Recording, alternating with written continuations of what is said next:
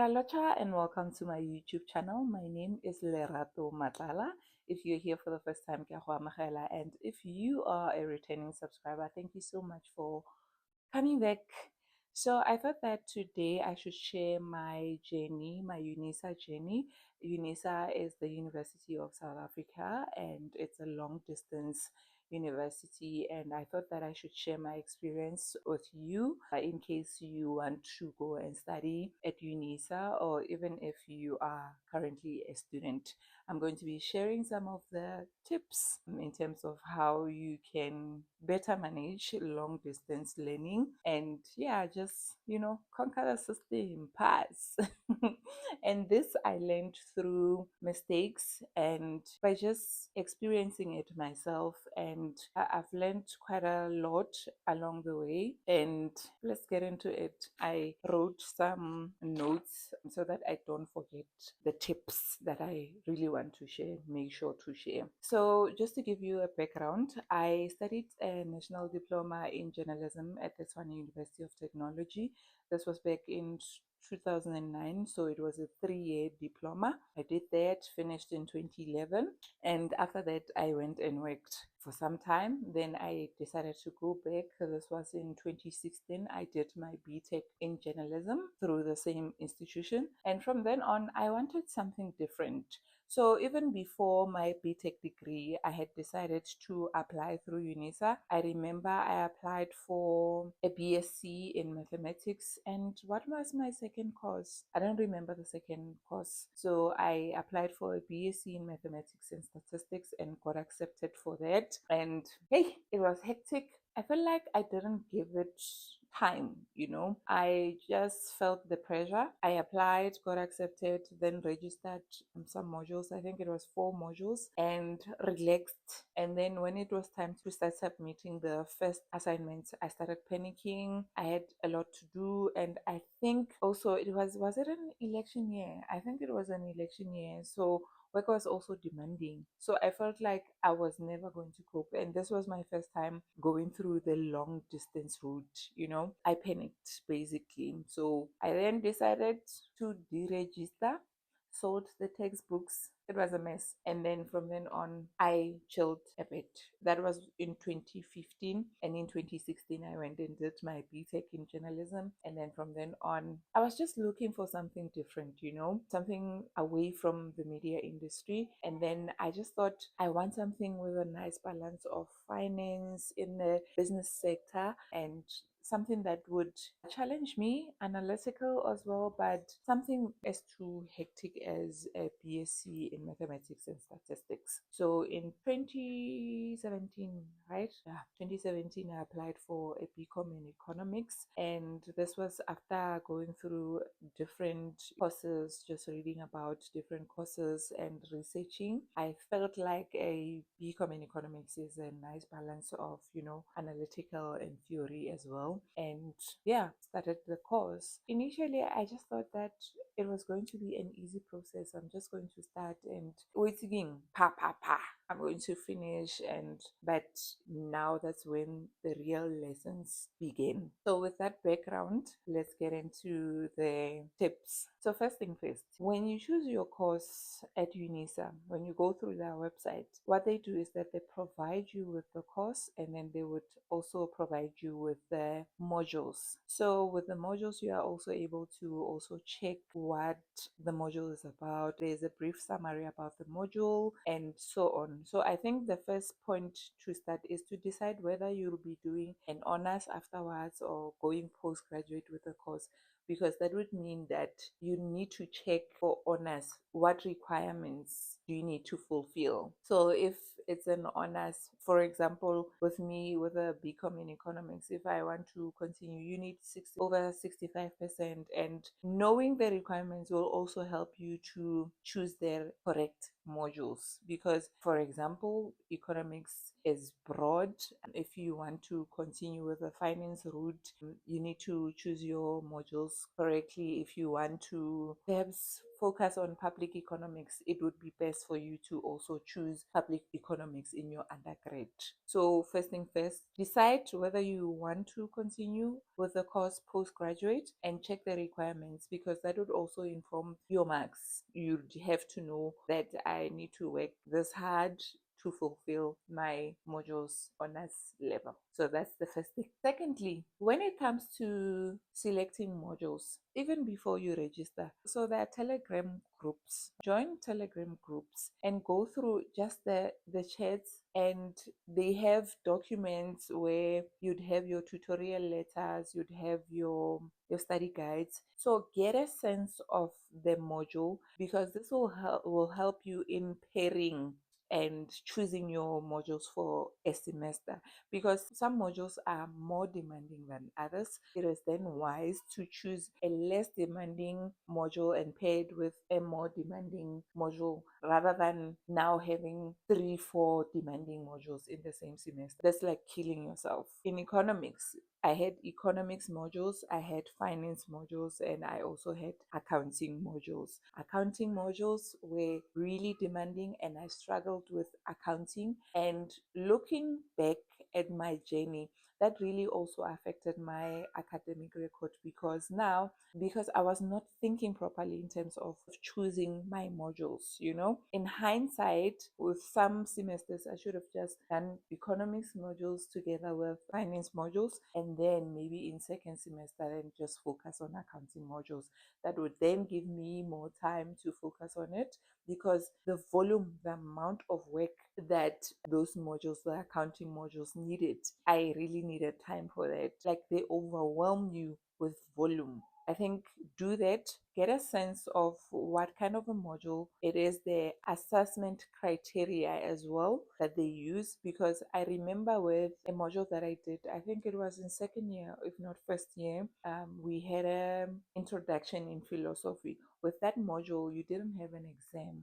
They introduced different topics, and then from then on, from the topics, they would then give you a case study on a weekly basis. They would give you a case study, and then from the case study, you have an assignment. You have to apply philosophical theories based on that scenario, and then from then on, you post it in a group, and then from the group, you then have to debate with others. So people will be able to see the way you are arguing and applying the theories, and then from then on they would then argue in terms of your application of the theoretical laws. And that module, like a module like that, is very demanding on you, because every week you have to write the assessment, you have to, and there was also a participation mark for arguing, for participating in the group. So you didn't have the choice of just putting your assignment there and not going back. You needed to respond to whatever that has been asked, or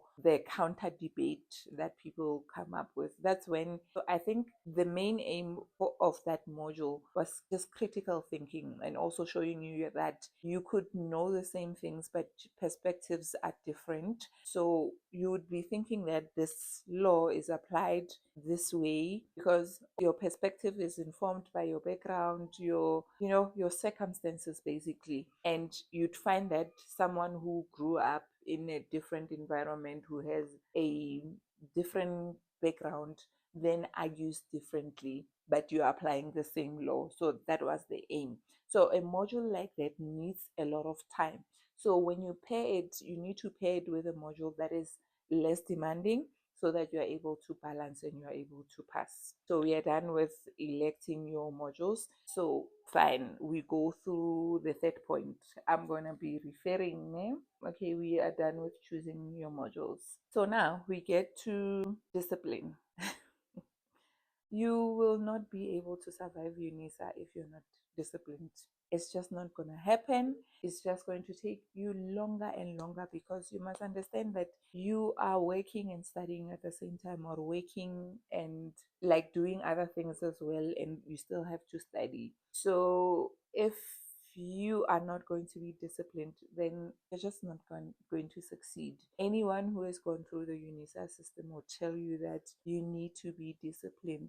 starting early. Part of discipline is starting early. As soon as you've registered and you have access to your tutorial letters, plan your things accordingly. Understand the criteria of assessment, check the dates for of your assignments, what do you need to cover for the assignment, the topics that you need to cover, which textbook, which edition, like all these things. Give yourself time and do them as early as possible, because you have less time. Because sometimes what happens is that the time between the first and second assignment is quite short. You might find that the first assignment isn't much, right? So when you look at it from January to March, it's a long time, right? But you might find that the second assignment is first week of April. And when you look at the topics covered for the second assignment, you might find that the first assignment was 1 to 4 chapters. Now the second assignment is 1 to 8 or 1 to 10 chapters. So you'd understand then that between March, the first assignment, and April, that short period, you won't have enough time to study the remaining. If it's 6 more chapters, you won't have time to do that. So planning accordingly in January and realizing that the difference between the first and second assignment in terms of the topics that need to be covered then helps you.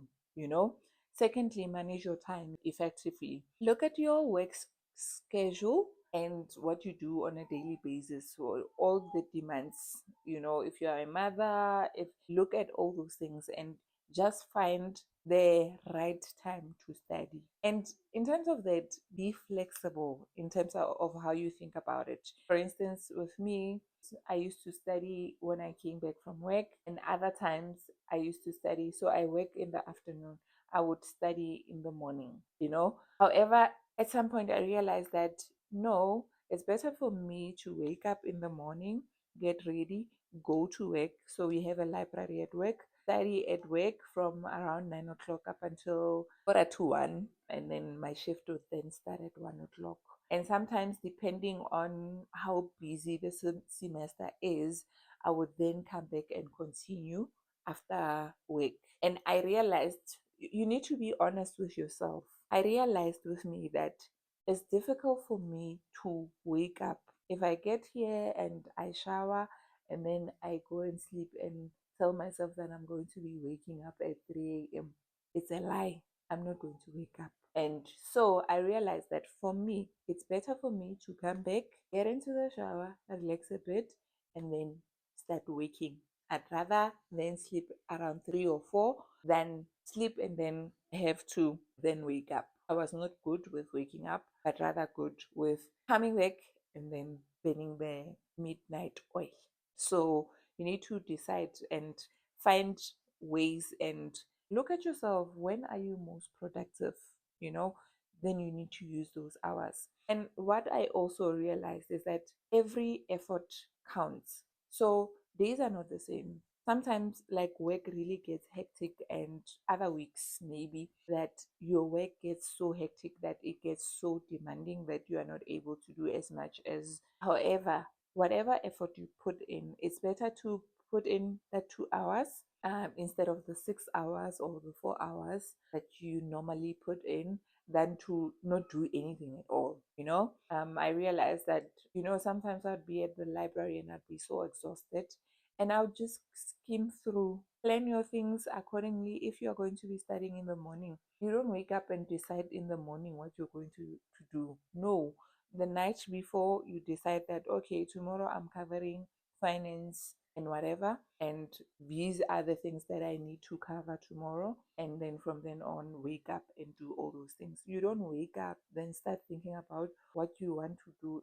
That's wasting time. You plan accordingly the night before, that I'm going to be covering public economics, and these are the chapters that I need to cover from this time up until this time. And then from this time on, I'm going to take a break, a 30 minutes break, and from the 30 minutes break, then I'm going to study accounting. you know so those are the things that you have to do, and you have to do them effectively for you to pass, because otherwise, Shem, you will remain in the system. When UNISA gives you 8 years, you're just thinking, I mean, like, really, this is a 3 year course. What do they mean 8 years? It took me around 6 years because you fail. If you're not disciplined, you won't crack the system, eh? So, anyway, we are done with it. So, another thing about long distance learning is that it can be lonely. You need to firstly get into groups. At least having those groups, it helps, and also within those groups, identify people that can also help you. So personally, I couldn't find people who it's difficult for me to align my schedule with other people because I work in the afternoon. So most people work 9 to 5 and then they're able to study from maybe later in the night. So most of the time, it's very difficult for me to be studying with people around that time. However, I identified people whereby I would know that you must look at the strikers, eh? The strikers help. Huh? There was a lady, okay, there was a lady whom I studied. What was that module? It was an economics module that was problematic. I don't remember which one is it. However, I identified quite quickly that she's always, when that class is online, she's always there asking questions. It means that she goes through the content and she's clued up about the content she studies. Then I started chatting to her. So that helped in terms of exam preparations, and it really worked for me because she was exchanging notes, helping me to answer some of the question papers, and yeah, we were just exchanging.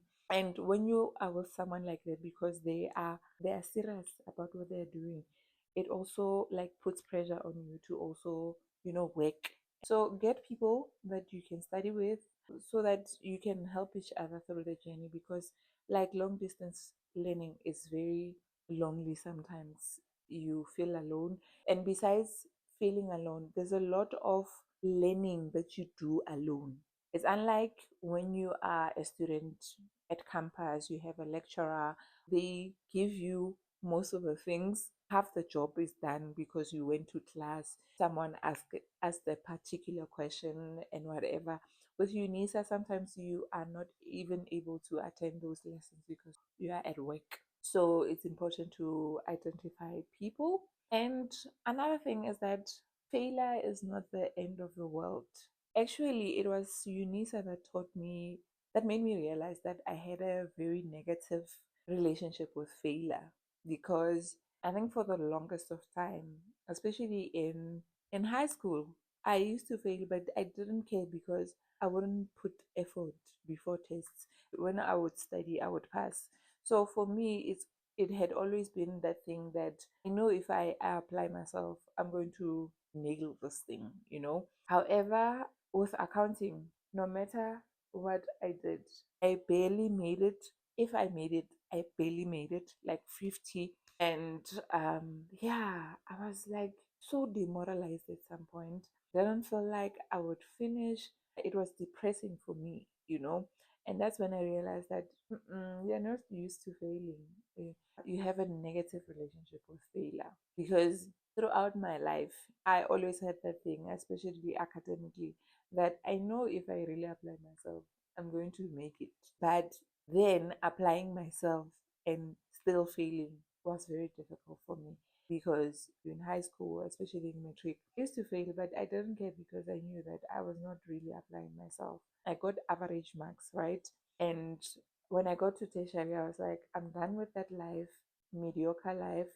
I'm just going to apply myself. And in tertiary, I used to get a whole lot of distinctions. And then when I started with this course, the BCom course, whatever I applied in terms of finance modules, in terms of economics modules, I did well. But accounting, there's a module by MENEC 3701 and 372. The other one is costing, and the other one is financial accounting. Guys, like, and it's also the volume. I think they kill you with the volume. They give you so much that they have so much scope in terms of what to examine, and you're just like overwhelmed. Like accounting modules, like overwhelmed me from the first year until the last. So my sister is going the CA route. And when she said to me that costing is better than financial accounting, I was hopeful. But then costing, inventory evaluation methods, I don't want those things. Overheads, you those statements. And then when you look at the adjustments, there's a long list of adjustments. No, so yeah, failure is not the end of the world.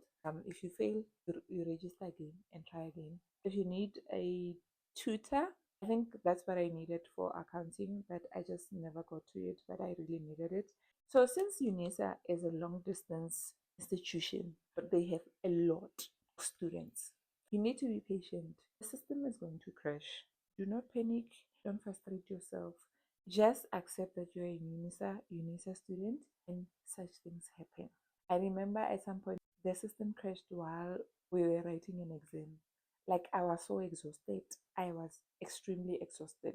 So such things, especially towards submission of assignments as well, try and submit your assignments on time because if you don't do that, the system crashes and you'll all be waiting for the system to come back. You'll be frustrated the whole day and you're sitting there with your assignment and your assignment is done. It goes back to the discipline point that I made that if you are able to submit your assignment a day before, do that. It's fine. Do that. Submit your assignment and relax, you know. Like be that girl. Ube mgirl. Oyirandile kanako, nhlalo.